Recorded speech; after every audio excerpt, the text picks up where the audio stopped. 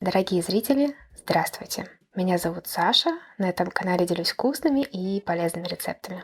Сегодня приготовим простой и быстрый пирог на творожном тесте с сочной ягодной начинкой. Начнем с приготовления основы. К творогу добавляем желтки и подсластитель. Если вам некуда потом деть белки, можете добавить одно яйцо целиком. Но с желтками тесто получится более мягким и эластичным. Пробиваем массу блендером примерно до вот такого однородного состояния. Теперь просеиваем к тесту муку зеленой гречки и цельнозерновую пшеничную. С мукой можете поэкспериментировать. Точно можно заменить муку зеленой гречки на цельнозерновую рисовую или кукурузную. Мне такие сочетания понравились. Замешиваем тесто. Оно получилось вот такое, достаточно эластичное. Застелила противень тефлоновым ковриком.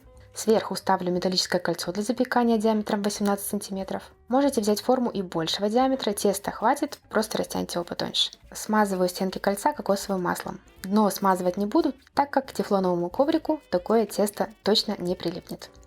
Распределяем тесто по форме. Я еще формирую из теста бортики, чтобы начинка не вытекала. Но это не обязательно, если у вашей формы уже есть дно, либо если вы сделали это самое дно из фольги. Немного накалываем тесто вилкой, чтобы в процессе выпечки оно равномерно поднималось. И займемся ягодной заливкой. У меня замороженная клубника. Я уже немного ее разморозила и нарезаю на кусочки. Отправляем клубнику в сотейник. Поставим на медленный огонь и прокипятим буквально минутку, чтобы ягода размягчилась и пустила сок.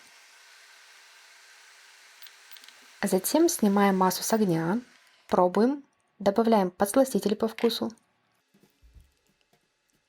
и высыпаем крахмал для загустения. Крахмал можно попробовать не добавлять, если вас не смущает жидкая начинка, либо загустить массу, например, семенами чиа.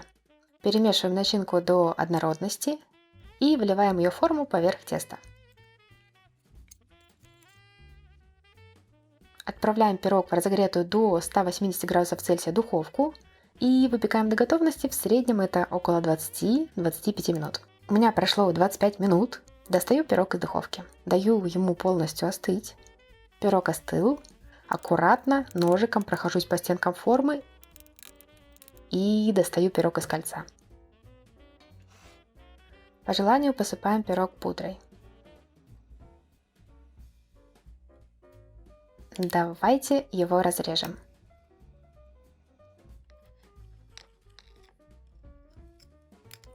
Пирог получился вкусным и очень сочным. Для максимально привычного сладкого вкуса рекомендую смешивать разные подсластители. Например, фитпарад плюс эритрит. В том числе можно использовать и натуральные сиропы, например, сироп топинамбура. Если видео показалось вам интересным или полезным, пишите комментарии, делитесь видео с друзьями, ставьте отметки «Нравится» и подписывайтесь на канал, если, конечно, вы этого еще не сделали. Желаю всем приятного чаепития, здоровья и красоты. До новых вкусных рецептов!